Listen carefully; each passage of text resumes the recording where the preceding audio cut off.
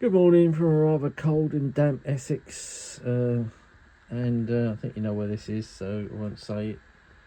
And these are the two units I've dug out for you today. Had these both about 4 years. I bought them 2020, so I thought I'd give them a run and encountered problems, uh, which you always do when locos haven't run for a while. Although technically these are not locos, they're diesel multiple units, alright, but if they've got a motor in them, you have to class it as a loco. Anyway, they're fabulous models that Bachmann brought out, and you can get these in various liveries. This is the 121 bubble car leading, and beyond it is the 3-car 117.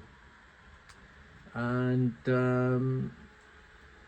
yeah, I'd run this already, and the problems I'd encountered from the off, well, it wasn't a problem as it turned out, it was with the 117, which is this one. Now, I thought it had marker lights, right? I was trying to find a way to turn them on, and I spent quite a bit of time trying to do that. And what I mean by marker lights are, I'll show you, it's got them on the leading car, which is the 121 bubble car DMU, single car unit. This is running as a consist, and we'll stop these later to take in the fantastic detail on these. What I mean by marker lights, see them two white lights there, they're called marker lights, right? That's the route indicator board, or whatever they called it. And yeah, it's also got destination blind on these indicators, which light up. Anyway, after looking at various videos on YouTube, including my own one, which I filmed originally, and I thought marker lights weren't on. Get the interior lights on, as you can see, but I couldn't get the marker lights, because the marker lights show white at the front, and when it's going along at the back, they're two little red lights, you see, to show it's trailing. And I thought that all BR locos, as a matter of law or course, had to have them when they run on BR, and that isn't the case. I was shocked to learn. I was looking at a YouTuber called Matt Slade, and he's got one of these, and he explained this green 117 is as delivered and requested from Press Steel to British Railways. So they delivered it without the marker lights fitted as BR wanted. I think they must have fitted them later on, and this couldn't have run very long in service without them on it, you know. And I was on the verge of taking the decoder out and testing it with another decoder, until I suddenly dawned on me that it hasn't got any. Look, there's the rear ones on the back of that one. See them, the little red ones there? But this 117 hasn't got it. It's all blank. There are no lights to light. So I even phoned up Digitrains to see about a decoder reset, which was handy in a way, because I know what the know what that is now, you see. So and also I've had to reverse the polarity on it for some reason. Where I put the driver, the loco was going backwards, so I like to know when I'm moving it around the layout when it's built. I need to know if I press the button on the controller and it goes forward, that's where the driver sits. He's in there. Right, see him? There he is. There's also another driver in the other one. Obviously there wouldn't be a driver in this normally if it was consisted like this on the real world. Why would you need a driver? Everything is run from the front cab of the 121, if that makes any sense. Yeah, these units come with on the bubble car anyway, the marker lights lighting up, the interior lights, working cab lights, and working route indicator lights, and working destination blind lights. Alright, on the 121, when you press the marker light button function key, this lights up as well. That, see that 7886. That's supposed to say where it's going. That was an old practice that BR dropped. Don't know when they've done away with that, but you see pictures of locos, diesel units with these. It denoted what type of train it was and where it was going to, you know. But it wouldn't be known to the public. It would be known to signalmen and people like that. It's for basically internal purposes, you know. But they've done away with that. So yeah, this is the fabulous Bachmann diesels. The other problem is the coupling on the 117. Coupling these three units together is a nightmare. I'll just show you as it goes around what the coupling looks like. I'm not talking about these tension locks, they're fine. I'm talking about the intercar cut. See that big sort of wedge thing? There's wires connecting these up, right? There's about 8 pins, I think. And you've really got to line them up properly. If you don't and bend any of those pins, that's it. It'll be a nightmare to replace. I've only done it about twice on this particular unit, and once I managed to couple it up, I had to use a magnifying glass and everything. You have to turn it upside down. Honestly, it's a terrible design, it really is. I think it's designed to break or bend, so you can have to buy spares and fit them. So I said to myself, you know what, I'm going to do what I did with the Bachmann class, the 38 stock and the 1962 tube stock. They're also a pain to couple together, so they're going to stay coupled together now and never go back in these boxes. So how's that going to work? Well, I'll tell you how it's going to work. Just like the other units are indoors, they're sitting on a piece of wood, in this case something like this, long piece of wood like this, and they're strapped down with string and then covered over to keep the dust off. These boxes will be kept just for, you know, when I do decide to sell them, which could be any time in the future. But I'll keep the boxes nice, just like I do with the tube stock, and these will go into storage. So yeah, I can't put myself through trying to couple these up again. That is a major drawback of these units. Honestly, if you're an older person, your eyesight's not very good and you haven't got a steady hand, you've had it. You know, I needed a magnifying glass, and my eyes aren't the best, but you should be able to do it. But I was so scared about pushing it together and damaging something, and you shouldn't have to have that. You should have had some sort of, I don't know, magnet system. I don't know. Why did they do that? Anyway, that's enough of that rant. I'm still glad to have them though, because I think these will go up in price. The only thing is I've got these can motors in them, which I don't like. I wish they'd stuck to like the old skew wound type thing, you know.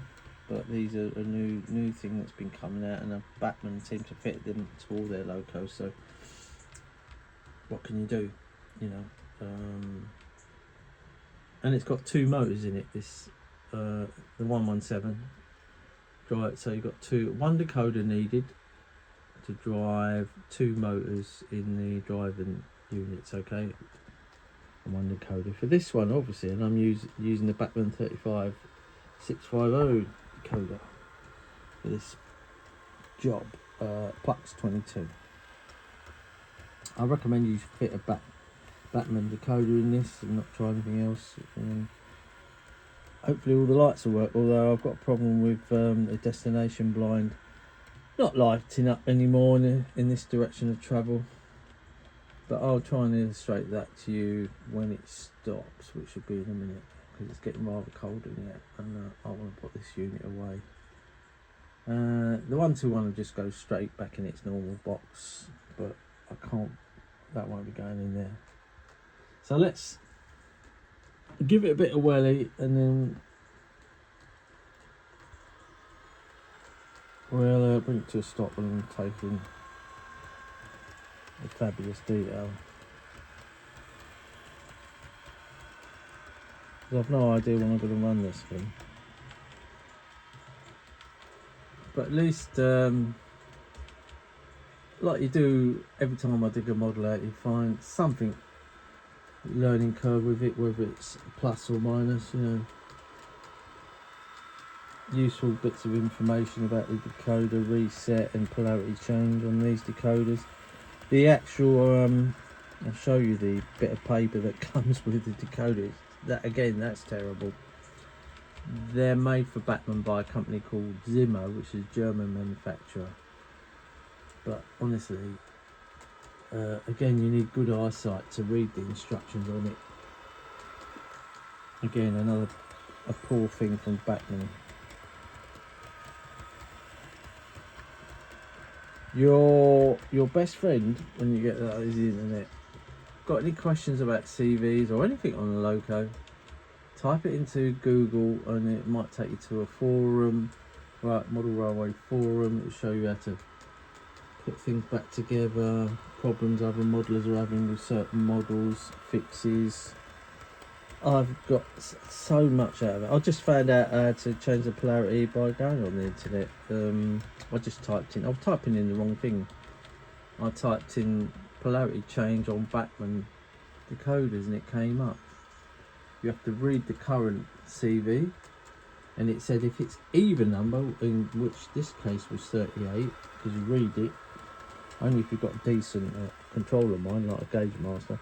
Read this CV 29, which was 38, and it said if you want to change the polarity, add one number to it. So 38 plus 1 is 39. So I typed that into the program track, and lo and behold, it's going forward where the driver sits, you know. No, what's that? Oh, right, okay, yeah. Sorry, I was, ignore me. What was I going to say?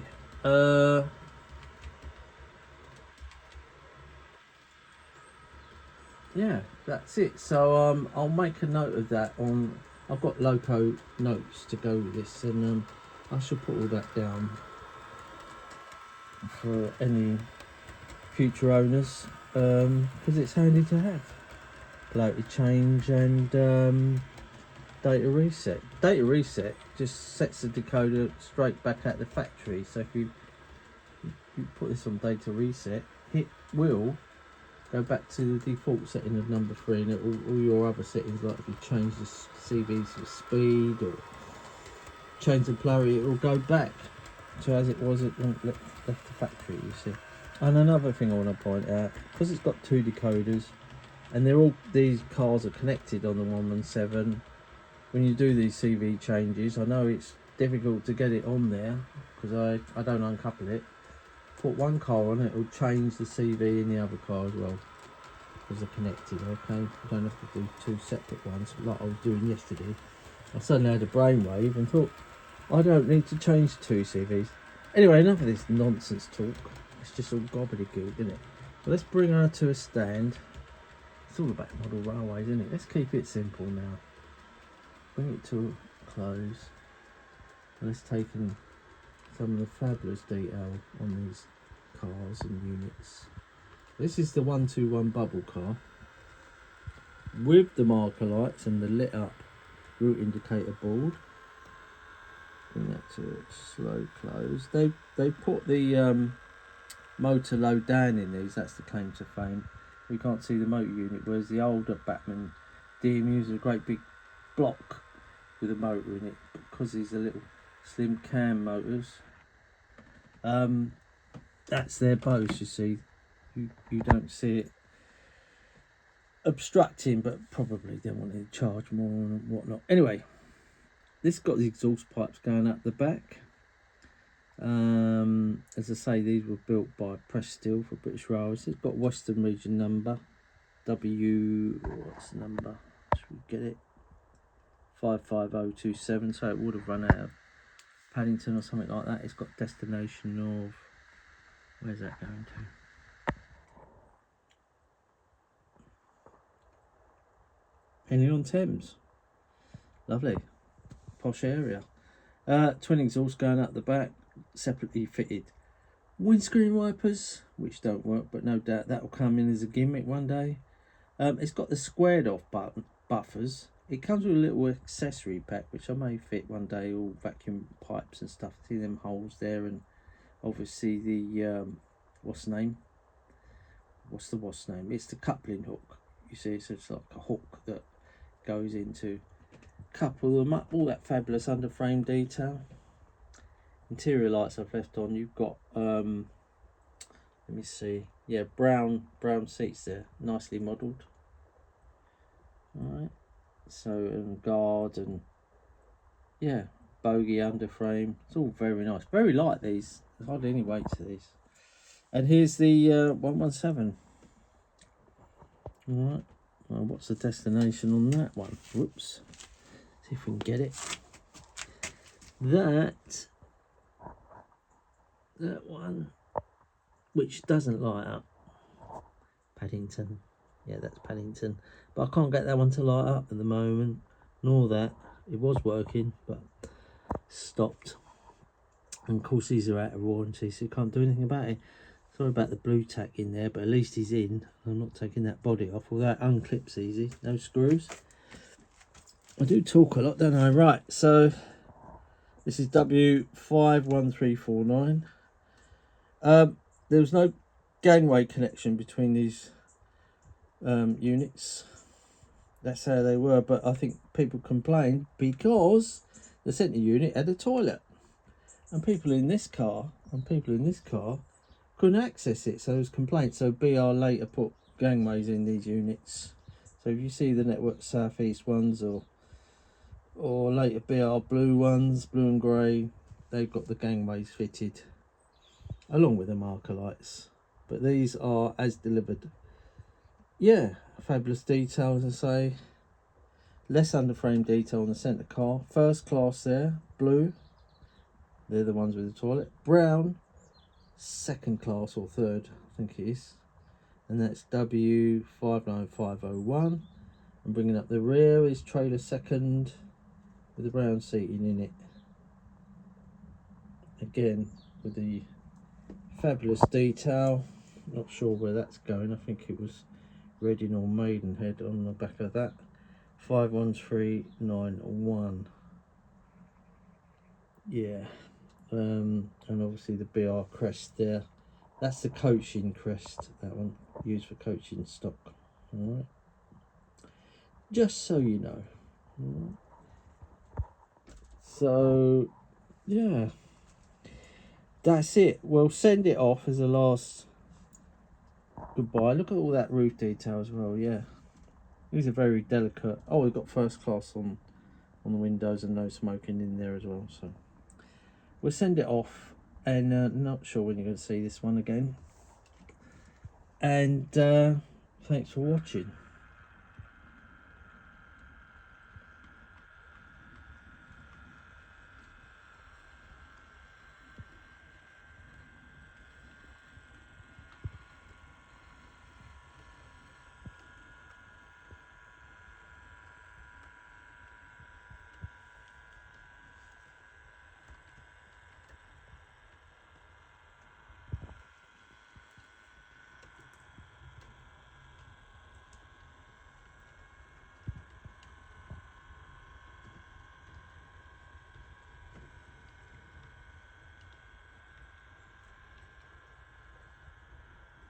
I just want to say, I just put the cab lights off and on to show you that. That's on F5. See that? Both cab lights light up at the same time. Thanks for watching.